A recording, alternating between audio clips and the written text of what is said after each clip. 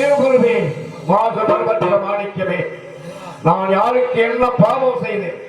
நான் யாருக்கு என்ன துரோகம் செய்தேன்? கூலியை குறைத்தேனா? பொய்மரக்கால் அளந்தேனா? நடக்கும் தனத்திலே நச்சும் உள்ள நாட்டினா? அந்தவா அந்தவா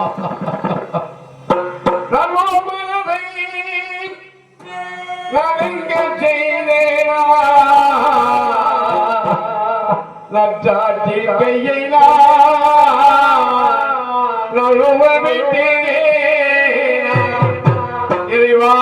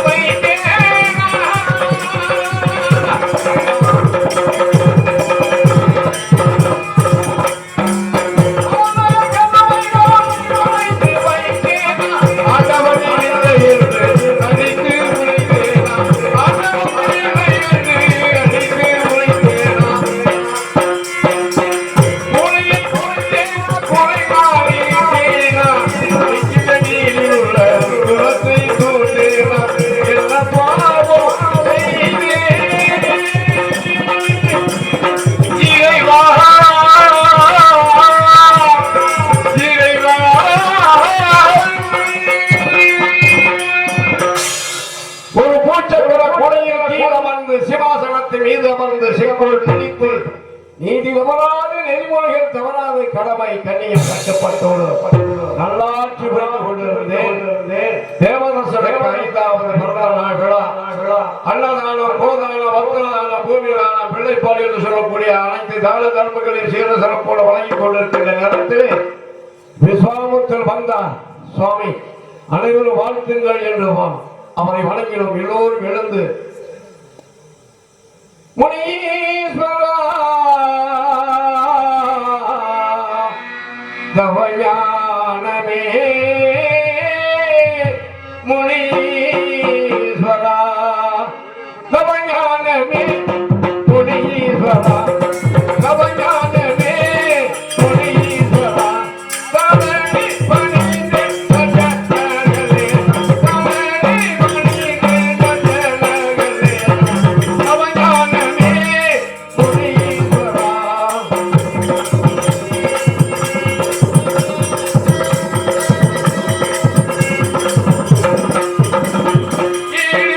உமக்கு எவரும் இணை இல்லை,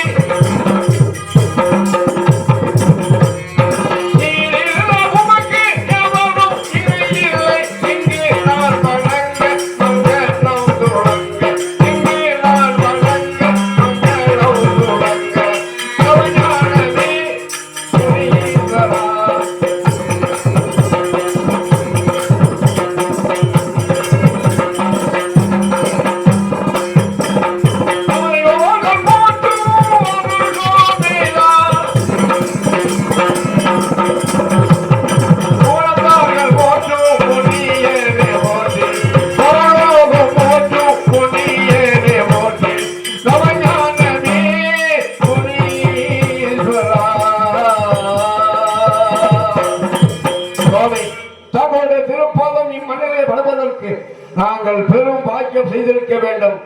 மகளையும் மக்களையும் வாழ்த்துங்கள் என்று கூறினோம். அப்படியே வாழ்க வாழ்க வாழ்க என்று வாழ்த்தினார். பிறகு காரணமில்லாத காரியம் இருக்காது சுவாமி, தந்த விஷயம் என்னவென்று கேட்டேன். உலக மக்களின் சேமத்தின் பொருட்டு ஒரு யாகம், அதற்கு பொண்ணும் பொருளும் தேவை, தர முடியுமா என்றார். எவ்வளவு வேண்டும்? ஏராளமாக இருக்கிறது, தாராளமாக தருகிறேன், கட்டளை இடுங்கள், கொடுக்க காத்துக் கொண்டிருக்கிறேன் சுவாமி என்றேன். சாதாரண பொண்ணும் பொருளும் அல்ல, மற்ற பாறையின் மீது மதம் கொண்ட யானை நிறுத்தி அதன் மேல் தரணுகள் வைத்து அங்கரமுள்ள புருஷன் நிறுத்தி அவன் கையில் வெள்ளிக்கவன் கொடுத்து மாணிக்க கல் வைத்து சுழற்சி உலாவியார் செல்வி கீழ் நடந்து வந்தமோ அவ்வளவு என்றார் சுவாமி. தோராயமாக அளவிட்டு கூறுங்கள் என்று சொன்னேன். 48 கோடி திரவியம் வேண்டும் என்றார். அப்படியே களஞ்சியத்தில் இருக்கும் திரவியத்தை எடுத்து கொடுத்து, ஹரிச்சந்திரா, யாகத்திற்கு நான் குறிக்கவில்லை, தேவைப்படும் பொழுது பெற்றுக் கொள்கிறேன், இப்பொருள் உன்னிடமே இருக்கட்டும் என்று சொன்னார். சுவாமி, தாரமாக கொடுத்த பொருளையும் மற்றவருக்கு தர்மமாக கொடுத்த பொருளையும் வாங்குவது ராஜ தர்மம் அல்ல சுவாமி. அடியின் கொடுத்துத்தான் பழக்கம் என்று வாங்கி பழக்கமில்லை. என் பொருள் என்பதற்காக உத்தராஜ முத்திரையும் பெற்றுக்கொள்ள என்பதற்காக ராஜாங்க முத்திரையும் பதித்து வைத்து பத்திரமாக வைத்திருந்தேன். மக்கள் எல்லாம் ஒருவரி வந்தார்கள். பிறகு குடிகளிட்ட வேளாண்மையை மிருக ஜாதிகள் மதம் புரிந்து கொண்டிருந்தது. வீட்டுக்கு ஒருவராக பேட்டைக்கு புறப்பட்டு இருந்து காட்டிலே அலையும் கரடி, புலி, சிங்கம், காட்டான மிருக ஜாதிகளை வேட்டையாட வேண்டும். குடிமக்களே வாருங்கள், வெள்ள அம்பு ஈட்டி கதை ஆயுதங்கள் எடுத்துக்கொண்டு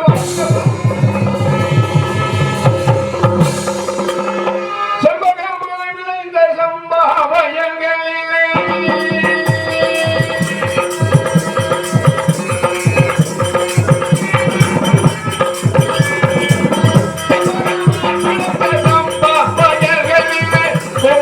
வந்து நீரவம் பார்த்தாலே பதாலே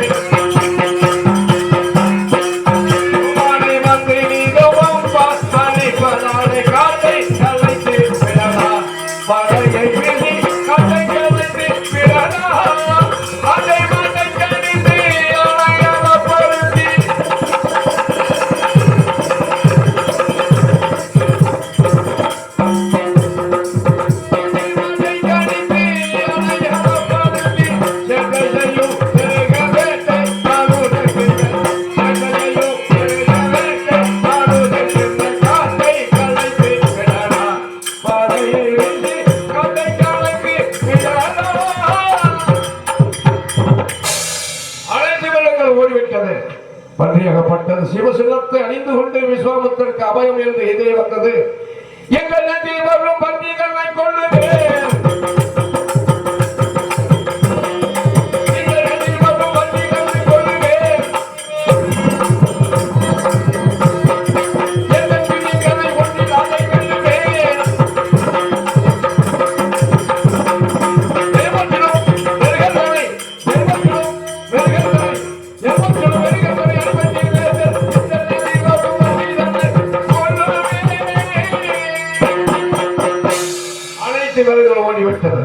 கூடாரம் அமைத்து ஓய்வு எடுத்து அதன் பிறகு நாட்டுக்கு செல்வோம் அமைச்சரை என்று. அப்படியே ஆகட்டும் அண்ணா என்று சொன்னார். பிறகு மாதர்கள் வந்தார்கள், விளையாடினார்கள். என்ன பரிசு வேண்டும் என்று கேட்டேன். பூச்சக்கர கொலையை கொடுங்கள் மன்னா என்றார்கள். 56 தேசத்து மன்னர்களுக்கெல்லாம் பொது உணவை இப்பொருளை விடுத்து மற்ற பொருளை கேளுங்கள் தருகிறேன் என்று 7 மணி மாலை விட்டார்கள். மாலை கொடுக்கக்கூடாது, பரிசாக கொடுத்த பொருளை மற்றவர்கள் கொடுக்கக்கூடாது. வீரத்தை பாராட்டி மூதாயிரம் கொடுத்த பரிசு பொருள் இப்பொருளை விடுத்து மற்ற பொருளை கேளுங்கள் தருகிறேன் என்றேன். எங்கள் இருவரையும் தாங்களே வளர்ந்து கொள்ள வேண்டும் என்று சொன்னார்கள். தங்கைகளே, தாய்மார்களே, இப்படியெல்லாம் என்ன இருக்கக்கூடாது. ஒருவனுக்கு ஒரு தீர்வு உண்மையோடு வாழக்கூடியவன் தந்தாரப்பட்டு வரலாறு வச்சிக்க மாட்டேன், எனக்கு மனைவி இருக்கின்றார் என்று கூறினேன். மீண்டும் நெருங்கினார்கள், வற்புறுத்தினார்கள், துன்புறுத்தினார்கள். மந்திரிமார்கள் மனம் சென்றாலே அடித்து வைத்துவிட்டார். நடந்த விஷயத்தை மலையாள இடத்திலே கூறிக்கொண்டிருந்தேன். முனிவர் கோபக்கனவோடு ஓடி வந்து என்னை ஏற்றி உதைத்தார். சுவாமி, நவரத்னால் கணிக்கு பதிக்கப்பட்ட தங்க கிரீடத்தை எட்டி உதைத்தீர்களே, தங்கள் பொன்னான பாதம் நோக்கவில்லையா சுவாமி என்று என்னை பற்றி கவலைப்பட வேண்டாம். நான் அனுப்பிய மாதவை அடித்து அணியால் செய்திருக்கின்றார்.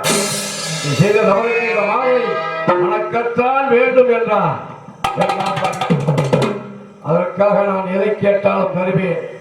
கண்ணை வேண்டிலும் ஈகுவேன் காக்கின்ற மண்ணை வேண்டிலும் ஈகுவேன். கண்ணை வேண்டிலும் ஈகுவேன் காக்கின்ற மண்ணை வேண்டிலும் ஈகுவேன். கண்ணை வேண்டிலும் ஈகுவேன் காக்கின்ற மண்ணை வேண்டிலும் ஈகுவேன்.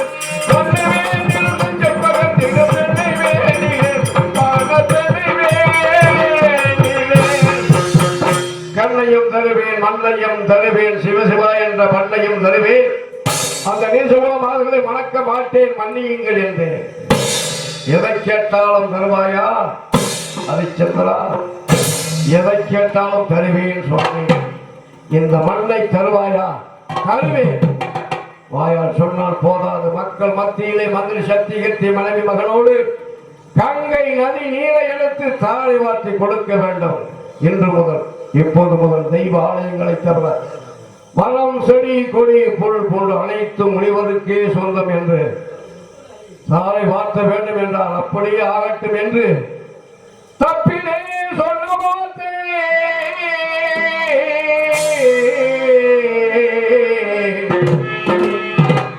தப்பினே சொன்ன வார்த்தை தபமுனி சத்தியோ சத்தியோ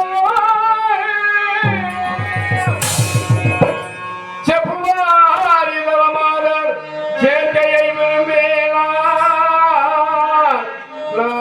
விரும்பேனாம் முக்குறம் எதிர்த்தோ நாளை முனிவரே அரசை இப்புவி புகழ நாட்டை ஏற்றினீர் ஆழ்விலையா ஐயா ஐயா எப்புவி புகழ நாட்டை ஏற்றி நீராண்டில் ஐயா.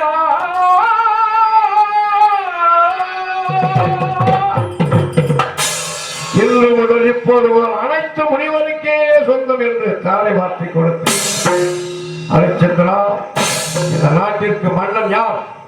தாங்கள் தான். சிவாசனம் எங்கே? அமருங்கள் சுவாமி. மணிமகன் எங்கே?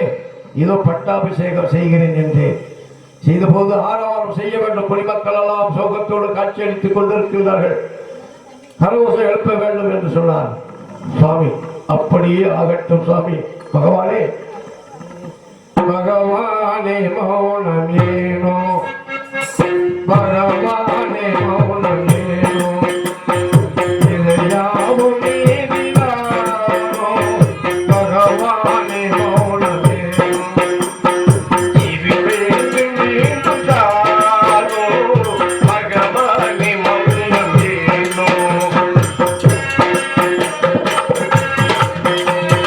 பரிதாபம் கருணை கருணை கருணை இல்லாததேனோ பரிதாபம் கண்ணை கண்டு கருணை இல்லாததேனோ மனமலை யாரோ ஏழை மானவரிடம் மேலே அறமாடும் இருந்த வேலை நாடும் மேலும் தானோ பறித்தாரே எங்கள் நாட்டை இரக்கம் இல்லாது வீணே பகவானே மௌனமேனோ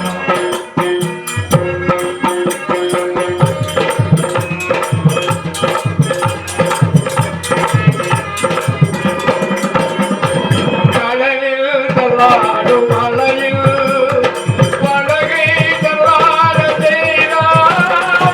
கடலில் தள்ளாடும் படகை கடலில் தள்ளாட செய்தாய். அவையானோ வேலைகளெல்லாம் திசைமாற செய்தவேனோ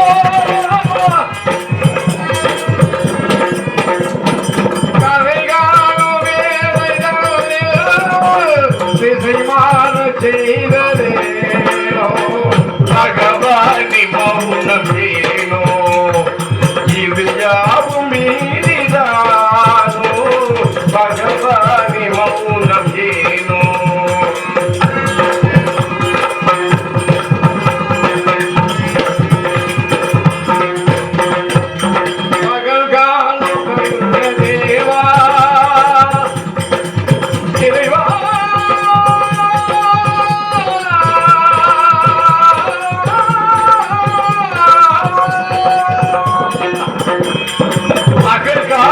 அன்புள்ள தேவா தேவா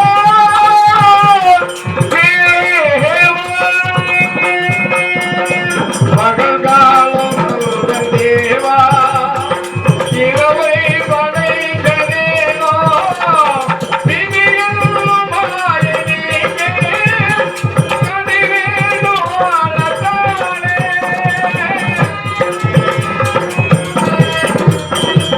விதியில் மாயனீகே கதிவேனோ அலதானே பகவானி மௌனம் ஏனோ இது யாவும் நீதிதானோ பகவானி மௌனம் ஏனோ பகவானே மௌனம் ஏனோ.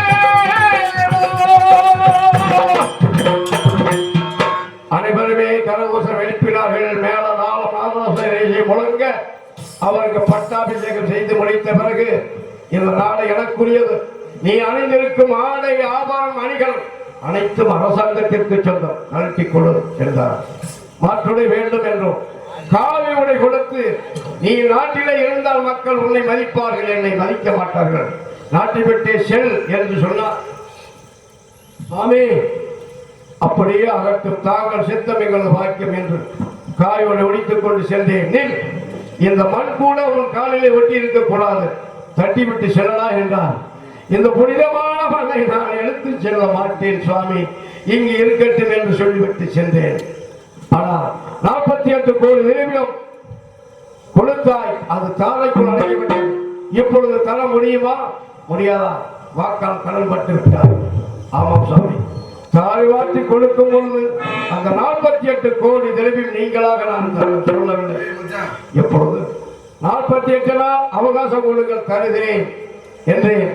உன் மீது நம்பிக்கை இல்லை, நட்சத்திர தரகனை அனுப்புவேன், 48 நாள் முடிவதற்குள்ளாக கொடுக்க வேண்டும் என்று சொன்னார். சராய்வன் அடிக்கையில் குடித்து விட்டு அனைவருமே காசி அம்பதி நோக்கி வந்தோம். காசிக்கு சென்றார்.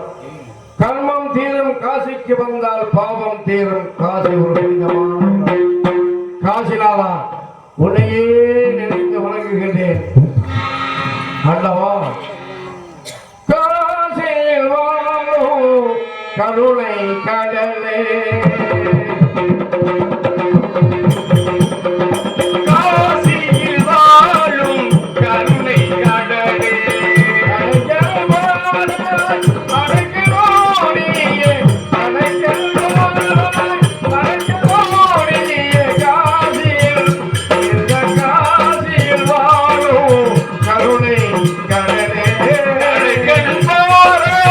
அலைகளும் நீ காசியில்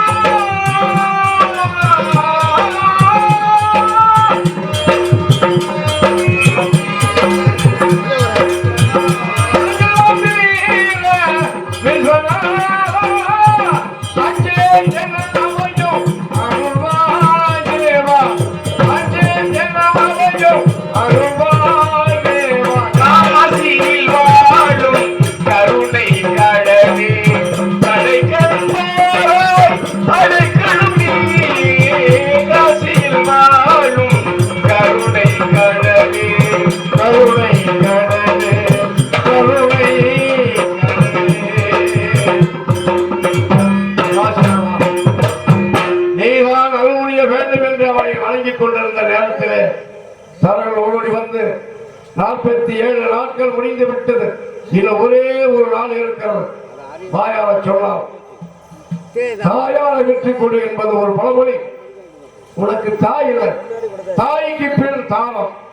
ஒரு மனைவி வெற்றுக் கொடு என்று சத்திய கோட்டை கிழித்த இந்த கோட்டை விட்டு தாண்டக்கூடாது என்று சொன்னார்.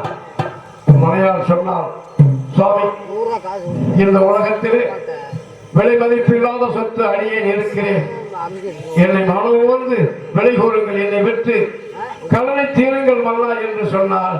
அம்மா, இந்த பாவி வாக்கால் பட்ட கடனுக்காக உன்னை விற்க மனது எனக்கெல்லாமா கூடும் பெண்ணே. அம்மா, உன்னை விற்க மனது எனக்கெல்லாமா கூடும் பெண்ணே. உத்தமியே உன்னை விட்டு பிரிந்தினார், உத்தமியே உன்னை விட்டு பிரிந்தினார், உத்தமியே உன்னை விட்டு பிரிந்தினார். எங்கதில் சேர்வேனோ மாறே உன்னை விற்க மனது மனது.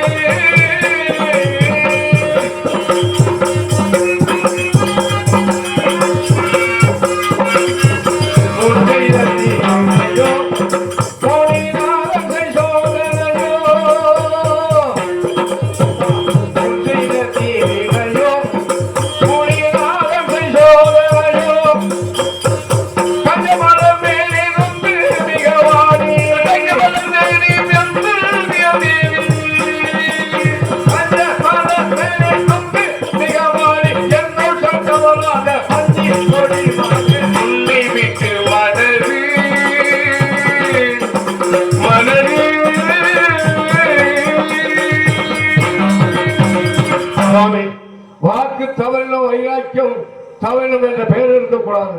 அதோ ராஜபீதி தெரிகிறது. அந்த சென்றால்தான் என்னை வெட்க முடியும் அல்லா என்று என் மனையால் சொன்னார். என் மனையாள வீதி வீதியாக தெரு தெருவாக விலை கூறி இறுதியாக ராஜபீதிக்கு சென்றேன். உலகம் அறியாத பொதுமை, இந்த உலகம் அறியாத பொதுமை, உடல் பொருளாவியை கடலுக்கு விற்பது. உலகம் அறியாத பொதுமை, இந்த உலகம் அறியாத பொதுமை, உடல் பொருளாவியை கடலுக்கு விற்பது. உலகம் அறியாத பொதுமை, இந்த உலகம் அறியாத பொதுமை, உடல் பொருளாவியை கடலுக்கு விற்பது. உலகம் அறியாத பொதுமை,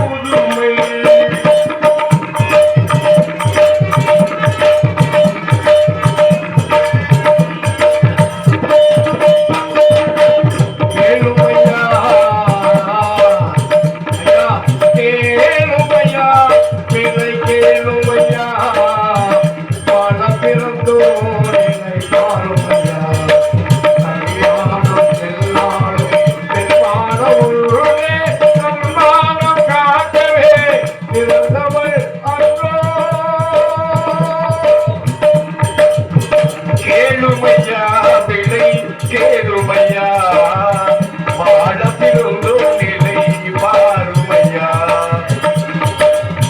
மானம் என்னாலும் என்னாலும் நன்மானம் காட்டவே பிறந்தவள் அன்றோ அரசனும் ஆடியோ வினையின் முன்னாலே அவனிலே அப்பா உள்வினையாரே அரசனும் ஆண்டியும் பிரியும் நாளே அவதியை இழப்பாய் நூல் விதையாளே அந்த அனுபவ வாழ்க்கையில் நேர்ந்ததனாலே அந்த அனுபவ வாழ்க்கையில் நேர்ந்ததனாலே உலகம் அறியாத முழுமையும் கேளுமையா கேளுமையா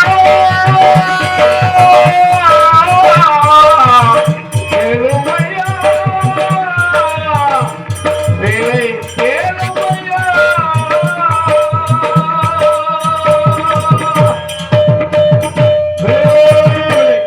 விலை என்று வந்தேன். காலகண்ட பகவான் முன் வந்து 48 கோடி நிலைமை கொடுத்து வாங்கிக் கொண்டார். மகனும் மனைவியும் தான் வாங்க வேண்டும் என்று சொன்னார். பசுவையும் கன்றையும் பிரிப்பது பாவம் என்று சொன்னார். என் மனையாளே, என் மகனை உன்னிடத்தில் ஒப்படைக்கிறேன். சந்திக்கும் நிலை ஏற்பட்ட என் மகளை என்னிடத்தில் ஒப்படைக்க வேண்டுமாமா என்று சொன்னேன். அவருக்கு கொடுக்க வேண்டிய கடனை 48 கோடியும் தீர்ந்து விட்டது. பிறகு காசிநாதா, இனி எனக்கு எந்த கடனுமே இல்லை என்று சொல்லி அந்த விஸ்வநாதனை மீண்டும் வணங்கிக் கொண்டிருந்தேன். சாரகன் ஓடி வந்து, ஐயனே, முனிவருக்கு சேர வேண்டிய கடனை கொடுத்து விட்டீர்கள், எனக்கு ஏதாகிலும் பார்த்து கொடுங்கள், இல்லை என்றால் இல்லை என்று சொல்லுங்கள் என்று சொன்னார். 48 நாள் என்னோடு அலைந்தீர்கள், வெறுங்கொய்யோடு அனுப்புவதற்கு எனக்கு மனமில்லை. உங்களுக்கு கொடுத்தால் ஒரு 10,000 பசுமன் கொடுக்கலாம் என்றேன். கொடு என்றார். நீ இருக்கின்றாய் அல்லவா, உன்னை விற்று கொடு என்று சொன்னார். வீதியா, வீதியே விளையோ விளை என்று அழைந்தேன். யாருமே முன் வரவில்லை. இறுதியாக சேரி தெருவுக்கு சென்றேன்.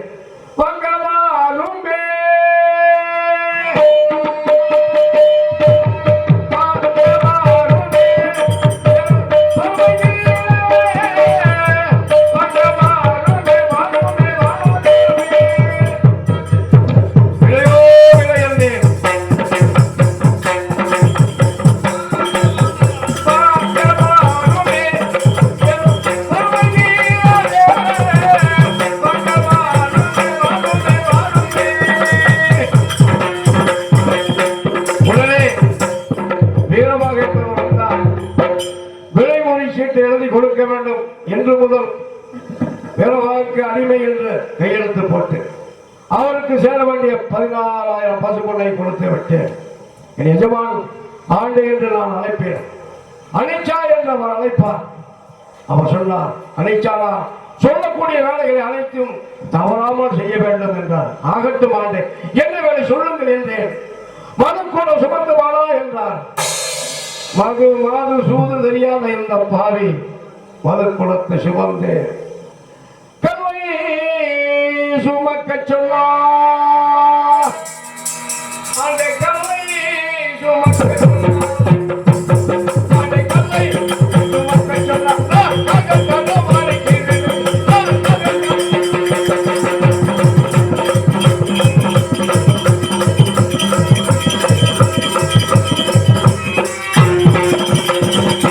கல்குளம் கீழே உடைந்து விட்டது ஆண்டை என்று சொன்னேன்.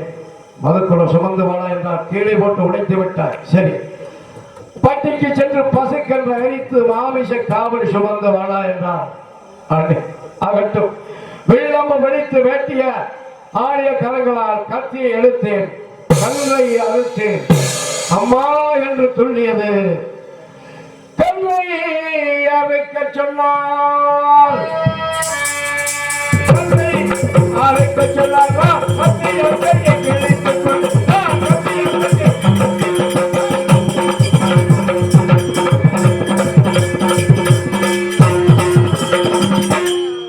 கல்லை அறுத்து வர சொன்னேன். பாவி கையை அறுத்துக் கொண்டேன் ஆண்டே என்று சொன்னேன். சரி, இந்த வேலைக்கு நீ லாய்க்கவில்லை. ஈசானி மூலையிலே மாயாளம் ஒன்று இருக்கு. இரவாயிரம் பகலாயிரம் பிரதங்கள் வரும். காற்பணம் உனக்குள்ள எஜமானுக்கு வாக்கியரிசி ஆகாரத்திற்கு உனக்கு என்று சொன்னார். ஆகட்டும் என்று என் எஜமான் இட்ட கட்டளைப்படி அந்த மக்களை காத்த மன்னன் இன்று மயான காவலாக போகின்றேன். ஆண்டவா போகின்றேன். இறைவா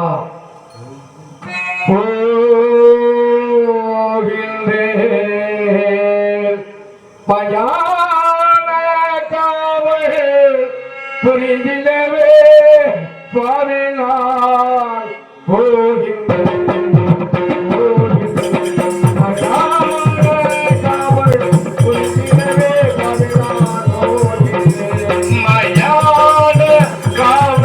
புரிந்திடவே பாவினான் போகின்றேன் போகின்றேன்.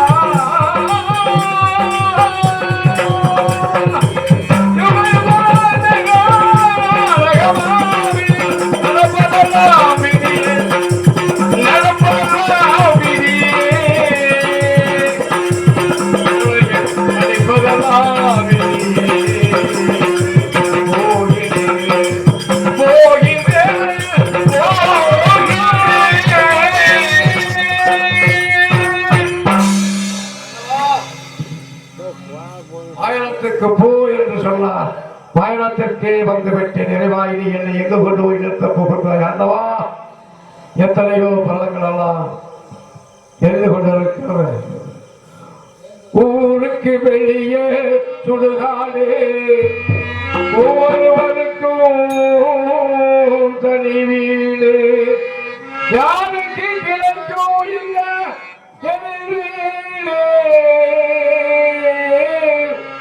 இதுதான் அனைவருக்கும் சமவீடு. ஊருக்கு வெளியே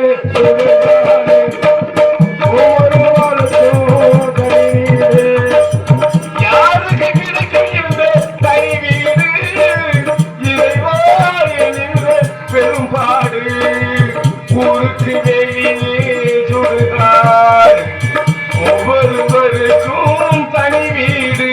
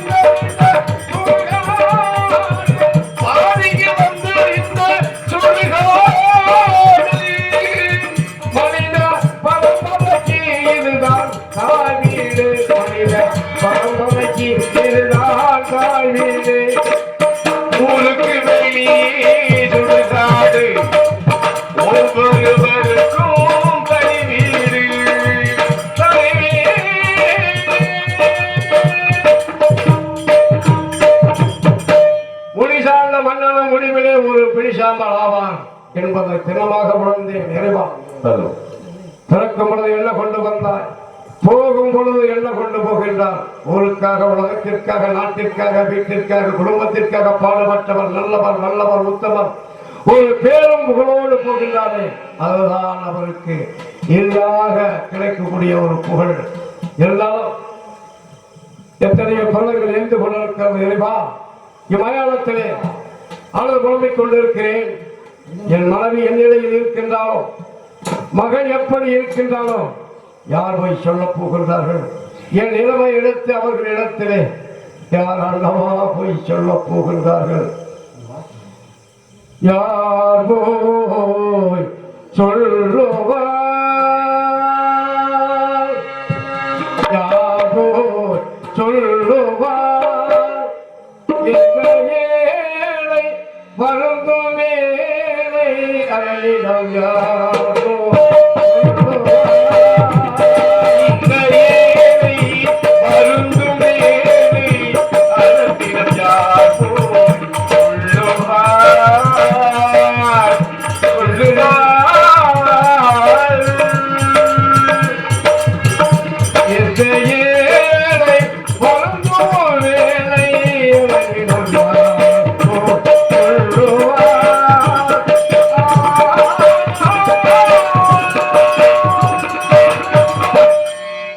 பூமியில் பின்னும் சொல்லு உடையனை கனிமையா,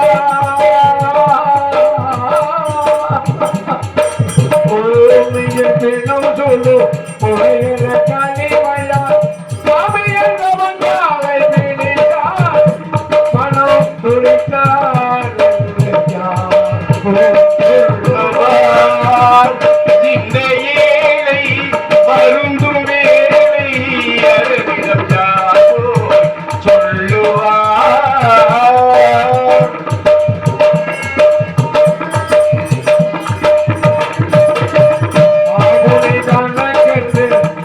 அருகிடம் கடலுக்கு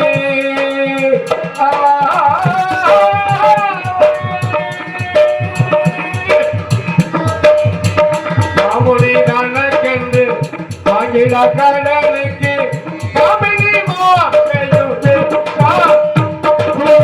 உற்றார்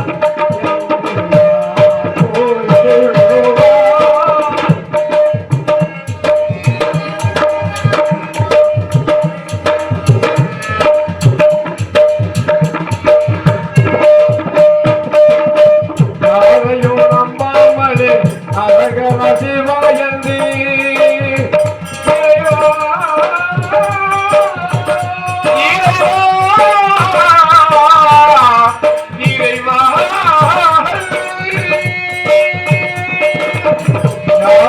அம்பாமலே அரகரா சிவாயந்தி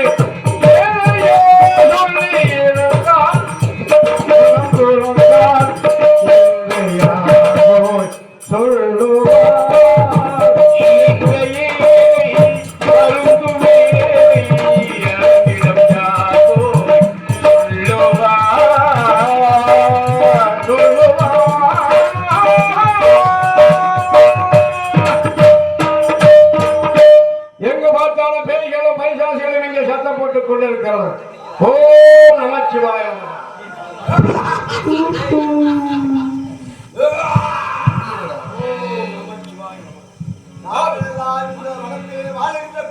அப்படியா? ஆமா.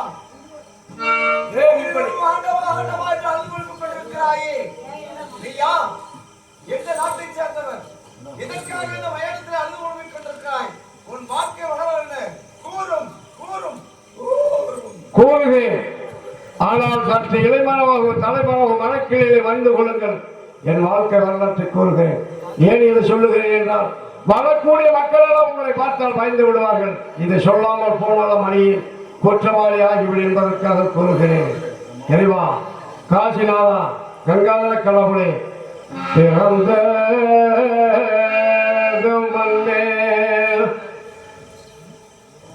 பிறந்ததும் மண்ணே, இறப்பதும்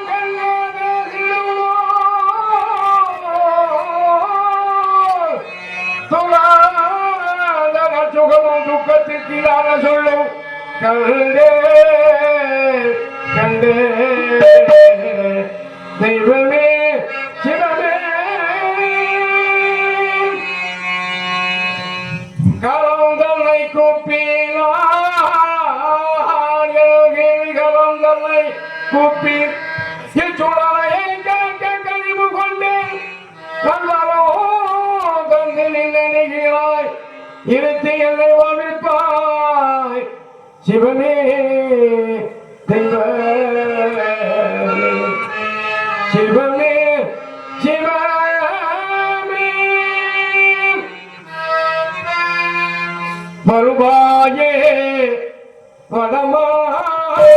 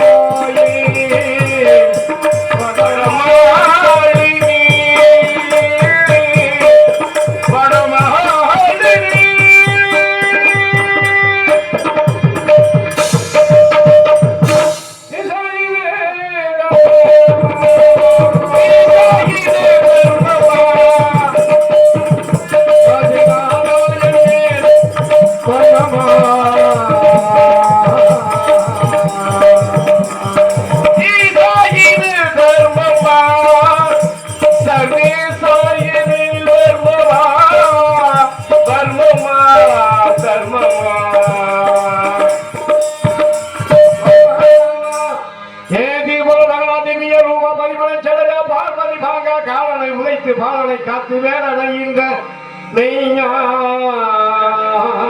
சுடரே நீர்வளம் நிலவளம் மலைவளம் பயிர்வளம் குடிவளம் கூழ்வளம் ஒருங்கே அமைய பெற்ற அயோத்தியபுரி திருச்செங்க அரசு புரியுங்கால் வாழையடி வாழையாக புத்திர சந்தானம் இல்லாதிருக்கும் பொழுது சிவனை நோக்கி தபம் புரிய தக்கது என்ற அவசனுக்கு 4 மனைவிகள் சங்கை என்றும் ரோகிணி என்றும் சுகரணி என்றும் சயாதேவி என்றும் சுகரியாகப்பட்டவன் 27 மாதங்களை பெற்றெடுத்து அசுபனி பரணி கார்த்திகை ரோகிணி மிருகசீரிடம் திருவாதிரை புனர்பூசம் பூசம் ஆகிய மகம் புறமுத்திரம் அசுத்தம் சித்திரை சுவாதி மிகானம் மனுஷம் கேட்டை மூலம் பூராணம் உத்திராணம் திருவோணம் அவிட்டம் சதயம் பூரட்டாதி ரேவதி என்ற மாதங்களை சந்திரனுக்கு விவாகமோ செய்தார் அப்புறம் கோடியும்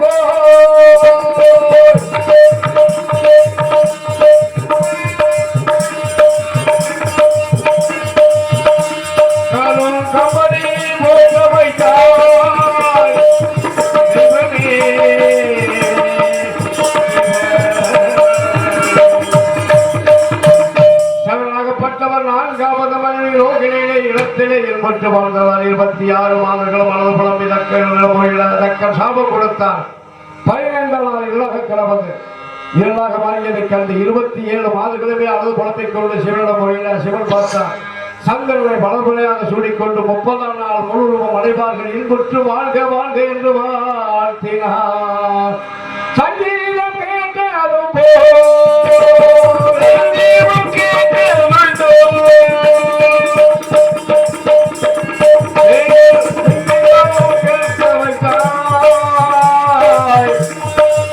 சிவமே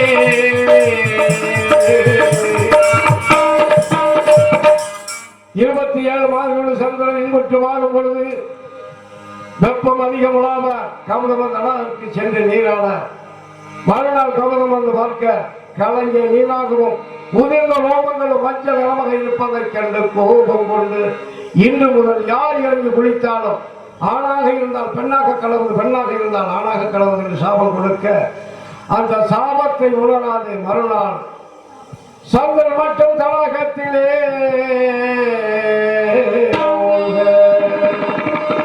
பெண்ணாக காட்சியளிக்க 27 மாதங்கள் மனது புலம்ப அரியை நோக்கி தவம் புரிய அரியானவர் வந்து பார்த்தார். உடனே சந்திரன் என்ற பெண்ணிலை மயங்கி அரியும் சந்திரனும் கூட ரிஷி வெள்ளவரத்தங்காது ஆண் குழந்தை ஜெனிக்க அரிக்கும் சந்திரனுக்கு பிறந்ததால் சண்டாளன் அரை சந்திரன் அன்று வைத்த பேரையும்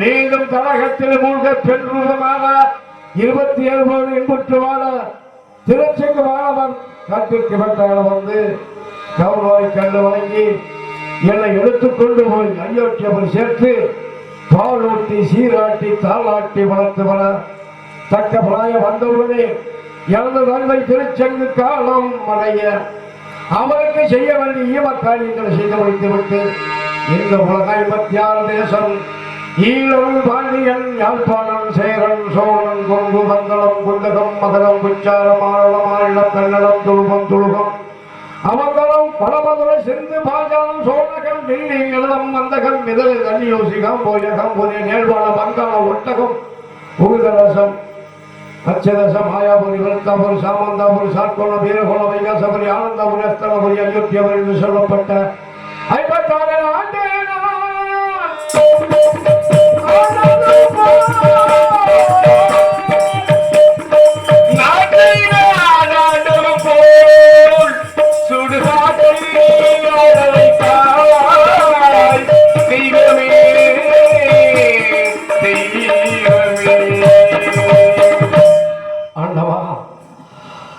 எனது தந்தை இறந்தவர்கள் நாட்டை பட்டாபிஷேகம் செய்து சத்தியகத்தை அனுப்பினார்கள். மக்களும் நல்லபடியாக ஆட்சி செய்து கொண்டிருக்கிற நேரத்திலே 2 மாதர்கள் வந்தார்கள். நலன மாதர்கள் எங்கிருந்து வருகிறீர்கள் என்று கேட்ட பொழுது கண்ணம்மா புரிய அரசாங்கம் ஆதிதைய மன்னன் மகன் சந்திரமதிக்கு சுயமாக பெற்றிருப்பதால் எனது ராஜ பொறுப்பை மந்திரி சத்தியகத்திடம் ஒப்பு வைத்துவிட்டு எனது ராஜாக்காக துலக பதாதிகளோடு அசோகம் குறிஞ்சி முல்லை நெய்தல் என்ற வளங்களை கலந்து 4வது வளமாகிய பாலை வளத்தை கலக்குங்க லட்சங்களை விட்டரங்கி நாயகியை தொழுது நெஞ்சி நன்றிகள் முற்றேரை நோக்குதலும் கருணை வழிகடக்க கற்றேரும் கற்பனையும் கற்களையும் பொற்றேரும் பொற்பனையும் பொற்களையும் பொழிந்தவன் அன்றோ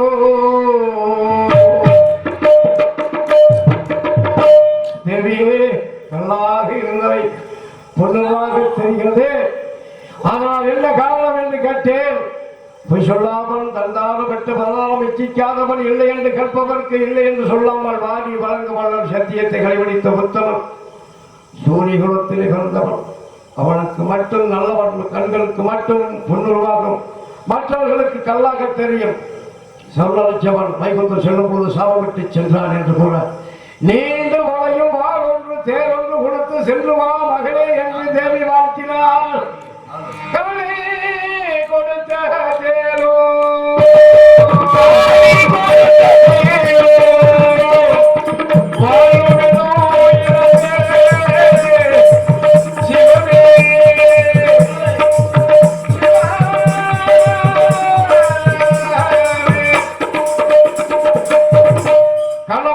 பட்டணம் சென்றேன். அரசுகளெல்லாம் வரிசையாக வீட்டிருக்க நானும் சென்று பார்த்தேன். அரண்மனைக்கும் திருமண மண்டபத்திற்கு 3 செங்கடி தூரம். அவள் தலையிலே நடந்தால் பாதம் நோக்கும் என்று 10 அடி மாத்து பசும்பொருளை தகடாக இழுத்து மல்லிகை, முல்லை, செண்பகம், இருவாட்சி போன்ற மலர்களை தூவி அத்தர், பன்னீர், புழுது, சமாது போன்ற வாசனை திறன்களை தெளித்து தாலியோடு மெல்ல மெல்ல நீ எடுத்து வந்தாள். அவள் களத்திலே ஒரு திருமணமா மறுமணமா என்று கோபக்கடலுடன் அடியேன் கேட்டேன். யார் கண்களுக்கு தெரியவில்லை மன்னா என்றார்கள். பிறக்கும் பொழுது சந்தர்மனின் கழுத்திலே மாங்கல்யத்தோடு பிறந்தால் எவன் கண்களுக்கு தெரிகிறதோ அவன்தான் அவளை ஏற்றுக்கொள்ள வேண்டும்.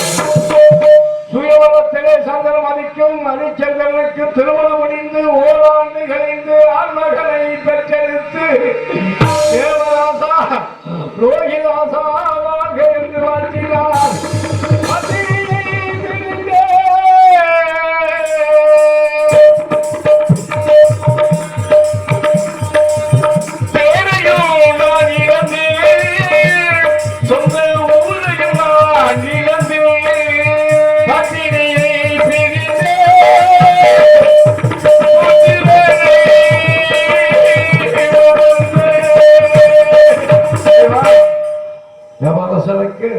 தேவர்கள் எல்லாம் தேவதாசா என்று பூமாரிபடிய ரோகிதாசா உபத்து மக்களால் ரோகிதாசா என்று வாழ்த்தினார்கள். 5வது விழாவிற்கு முன்னில் வந்தார். வாக்கால் பட்ட கண்ணனுக்காக மனைவியும் மகளை பெற்றேன். தாழ்கள் போலிக்காக வீரவாக்கத்தில் அரிமாகி மயானத்தில் வந்து அளவு உழப்பிக் கொண்டிருக்கிறேன். ஓம் நமச்சிவாய நமக, ஓம் சிவாய நமக, ஓம் சிவாய நமக.